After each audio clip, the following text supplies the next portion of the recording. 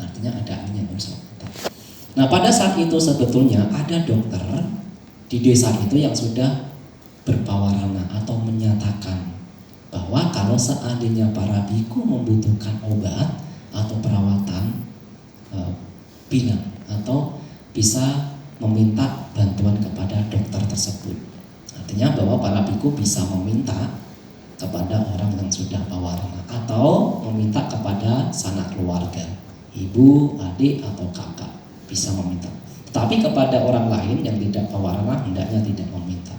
Tetapi bagi mereka yang sudah pawarana, oh Bante selama 3 bulan ini selama tinggal di sini, jika Bante membutuhkan obat, bilang sama saya akan memberikan, saya akan menyediakan obat tersebut. Artinya orang ini sudah pawarana dan seorang biku boleh meminta karena sudah diundang untuk meminta. Begitu juga dokter ini yang ada di desa itu juga mengundang para biku untuk meminta kepada kepada dokter itu. Jika para biku membutuhkan obat, membutuhkan perawatan, bisa menghubungi dokter tersebut. Nah pada saat itu para biku ketika mengetahui bahwa Bante Cakopala ini sakit, mulai mengingatkan, oh dulu kan ada dokter yang sudah mengundang, sudah menyatakan ingin membantu, maka alangkah baiknya kita meminta obat. Nah, pada saat itu biku ini, biku yang lain, Bante Cakopala ini meminta obat kepada dokter tersebut. Nah, dari dokter itu dikasih tetes mata. Ya, tetapi karena Bante Cakopala ini duduk, nah justru diteteskan kepada hidung, tidak diteteskan kepada mata. Artinya tidak sembuh-sembuh. Nah, matanya justru malah semakin tidak sembuh. Obat yang dikasih justru tidak diteteskan kepada mata, tidak sembuh. Nah, ketika 3 bulan itulah diceritakan bahwa ketika Bante Cakopala ini mencapai arahat, pada saat itu juga ia menjadi buta karena rusak. Matanya menjadi rusak dan jadi buta. Ini juga menarik para biku yang lain. Ya, para biku yang lain juga bertanya kepada Sang Buddha, oh Sang Bagawa, perbuatan baik apakah yang dilakukan oleh Bante Cakopala hingga mencapai pencerahan atau menjadi arahat? Dan perbuatan buruk apakah yang ia lakukan sehingga ia menjadi buta walaupun menjadi seorang arahat? Nah, Sang Buddha menceritakan bahwa pada kehidupan yang lampau bahwa Bante Cakopala ini adalah seorang tabib. Nah, seorang tabib ataupun yang memiliki keahlian dalam pengobatan. Nah, suatu ketika ada seorang ibu ini sakit, matanya ini sakit mulai kabur. Ditanya, kenapa Anda matanya kenapa? Oh sakit. Saya bisa menyembuhkan Anda dari sakit mata, tetapi apakah yang akan Anda berikan kepada saya? Nah, ibu itu memberikan jawaban, kalau seandainya mata saya sembuh, saya, anak laki-laki saya dan anak perempuan saya akan menjadi pembantu Anda. Baiklah, kalau begitu saya akan menyembuhkan Anda. Betul, hanya dengan obat tetes diteteskan ke dalam mata, ibu itu menjadi sembuh. Nah, akhirnya setelah sembuh, ibu itu mengingat, oh kalau seandainya saya sembuh, anak saya akan menjadi pembantunya. Tetapi mungkin saja bahwa tabib itu tidak akan menghidupi kehidupan saya, melengkapi keperluan saya dan anak-anak saya. Kalau begitu saya berbohong saja. Saya mengatakan bahwa justru saya semakin buruk penyakit mata saya. Maka ketika tabib tersebut datang untuk bertanya, apakah mata Anda sudah sembuh? Nah, ibu itu justru menjawab, oh dulunya mata saya ini tidak separah sekarang justru semakin parah penyakitnya. Semakin parah, tidak bisa melihat. Oh baiklah, kalau begitu saya akan menyembuhkan kembali, pulang ke rumah. Tabib itu tahu bahwa ibu ini berbohong, karena obat yang dikasih itu adalah obat yang manjur, kalau diteteskan bisa sembuh. Tetapi tabib ini memiliki pemikiran bahwa ia melalaikan atau ia tidak ingin menepati apa yang sudah dikatakan. Baiklah, saya akan membuat matanya menjadi buta. Nah ini akhirnya meracik obat untuk tetes mata dan diberikan kepada ibu tadi. Ini obatnya diteteskan. Ketika obat itu diteteskan, mata ibu itu menjadi buta. Ya, menjadi buta. Inilah karena perbuatan buruk menyebabkan ibu itu menjadi buta, maka ketika terlahir yang terakhir menjadi Bante Cakupala, matanya menjadi buta. Artinya bahwa kalau ketika kita ingin sehat, ingin umur panjang, lakukanlah perbuatan jasa yang mengarah pada didapatkannya usia panjang dan kesehatan. Pada saat ini adalah tepat. Sang Buddha menyatakan bahwa ada dana itu yang diberikan tepat waktu. Misalnya adalah ketika bencana, apa yang diberikan itu menjadi dana yang tepat waktu, kala dana, waktu yang tepat. Suatu misal sekarang adalah misalnya di rumah sakit kekurangan peti jenazah, Anda menyumbang peti jenazah, itu dana yang tepat, itu dana yang sesuai karena memang dibutuhkan. Nah sekarang kan ada nih beberapa orang, sekelompok orang, saya membaca di koran bahwa misalnya di Jogja ada sekelompok orang membuat peti jenazah karena rumah sakit itu kekurangan, sedangkan yang meninggal ini banyak, jenazahnya tidak dapat peti. Nah, ia bergotong royong membuat peti dan disumbangkan kepada rumah sakit. Ini dana yang tepat. Dana yang tepat. Ketika ada informasi bahwa sekarang ini sulit untuk mendapatkan tabung oksigen, karena banyak orang yang tidak mendapatkan tabung oksigen akhirnya meninggal. Anda mempunyai kepedulian, memiliki kasih sayang, welas asih, saya akan membebaskan ia dari penderitaan karena kekurangan oksigen. Saya akan berdana tabung oksigen. Ini waktu yang tepat. Ini dana waktu yang tepat.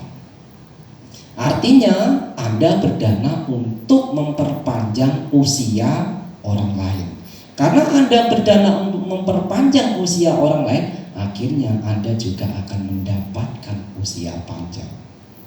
Seperti yang tadi, kalau kita melukai orang lain, kita juga akan terluka. Ketika ada orang, misalnya saya membaca di Magelang misalnya, ada di koran, mereka berbaur, mereka membantu membuat dapur umum, memberikan sayuran kepada mereka yang sedang isolasi mandiri. Nah ini kan memberikan kemudahan dengan memberikan sayur ditaruh di depan rumah. Nah, setelah itu pergi. Nah, nanti orang yang isolasi mandiri mengambil sayur itu.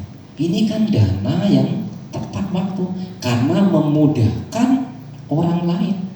Karena kita memudahkan orang lain, kita akan mendapatkan kemudahan. Lalu di dalam masyarakat pun kita bisa menemukan kenapa ya ada orang yang selalu sulit hidupnya, sedangkan yang lain ini mudah. Ya itu karena perbuatannya. Yang pertama adalah menyulitkan orang lain, yang kedua adalah memudahkan orang lain. Kalau kita menyulitkan kehidupan orang lain, hidup kita akan sulit. Kalau kita memudahkan kehidupan orang lain, hidup kita akan mudah. Mereka yang kekurangan sayuran karena isolasi mandiri, kita bantu sayuran. Mereka yang kekurangan vitamin karena isolasi mandiri tidak bisa keluar, kita bantu vitamin. Ini kan memudahkan. Kalau kita memudahkan, kita juga akan hidup mudah. Kalau kita merugikan orang lain, kita akan rugi sendiri. Ini adalah sebab akibat. Kan sebab akibat. Nah inilah, jadi Sang Buddha menyebutkan bahwa ada dana yang tepat waktu. Salah satunya adalah ketika kelaparan. Kalau Anda membantu mereka yang sedang kelaparan, misalnya karena isolasi mandiri, tidak bisa keluar, tidak bisa mencari makan, Anda berdana makanan, itu berarti berdana kepada orang yang kelaparan. Kalau Anda berdana kepada orang yang kelaparan, itu adalah dana yang tepat waktu. Ini kan artinya memudahkan orang lain. Kalau kita berdana untuk kesembuhan, untuk memperpanjang usia, untuk kesehatan, kita pun akan mendapatkan kesehatan. Maka selain karena ada penyakit-penyakit yang tadi saya jelaskan, juga ada seorang biku yang mendapat kesehatan. Bahkan Sang Buddha sampai menyatakan, dari para biku, dari sekian banyak siswa saya, atau dari sekian banyak para biku siswaku, yang paling memiliki kesehatan yang baik adalah Bakula. Artinya ada seorang biku diceritakan bahwa ia memiliki kesehatan yang begitu baik, sakit tidak pernah. Namanya Bante Bakula. Sampai Sang Buddha menyatakan bahwa Bante Bakula ini adalah yang terunggul dalam hal kesehatan, karena tidak sakit. Mungkin Bante-Bante yang lain pernah sakit mas, sakit flu, atau sakit perut. Bante Bakula ini tidak sakit. Maka Sang Buddha menyatakan Bante Bakula ini adalah Bante yang terkemuka di dalam hal kesehatan dibanding para biku yang lain. Ini Bante Bakula. Atau di sisi lain kan Sang Buddha sering menyatakan bahwa dari sekian banyak siswaku, Bante Moggallana adalah yang paling sakti di antara para biku. Dari sekian banyak para biku, Bante Sariputta adalah yang terkemuka dalam hal kebijaksanaan misalnya. Nah, Sang Buddha ini menyatakan ada para biku yang memang terunggul dibanding para biku yang lain. Semua itu karena kebajikan. Misalnya ada juga Bante Siwali. Bante Siwali adalah Bante yang paling terunggul dalam hal perolehan. Para biku yang lain kalau ada Bante Siwali tidak akan kelaparan. Karena kalau seandainya manusia ini tidak berdana, sulit mendapatkan makanan, walaupun pada saat itu ada paceklik, para dewa akan berdana. Kenapa? Karena kebajikan dari Bante Siwali di masa yang lampau.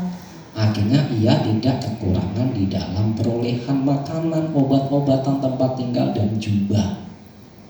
Begitu juga dengan Bakula. Bante Bakula ini adalah yang terkemuka di dalam kesehatan. Tubuhnya ini baik, tidak sakit. Di antara para biku dari sekian banyak ribu atau dari sekian ratus ribu para biku, Bante Bakula ini adalah yang paling baik di dalam kesehatan. Lalu apa yang menyebabkan itu? Karena juga kebajikan di masa lampau.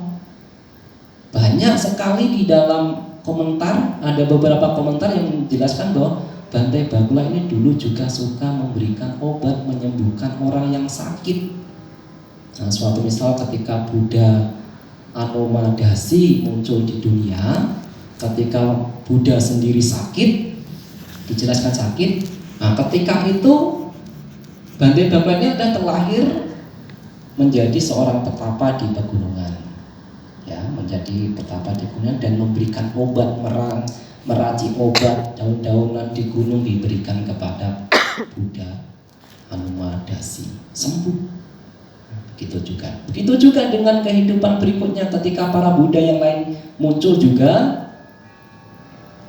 Bante Bakula ini juga terlahir menjadi tabib dan memberikan obat, menyembuhkan para biku yang sakit, menyembuhkan Buddha. Kalau tidak salah Buddha Wipasi ketika itu juga sakit disembuhkan. Karena menyembuhkan orang yang sakit, memberikan bantuan kepada orang yang sakit, jasa kebajikannya itu kembali kepada dirinya, yaitu memiliki kesehatan yang baik karena memberikan kesehatan. Maka ketika ibu bapak mengharapkan, oh saya ingin umur panjang, saya ingin memiliki kesehatan, jangan hanya berharap dengan berdoa, tetapi lakukanlah kebajikan-kebajikan yang mengarah pada didapatkannya kesehatan dan umur panjang. Maka inilah yang bisa saya sampaikan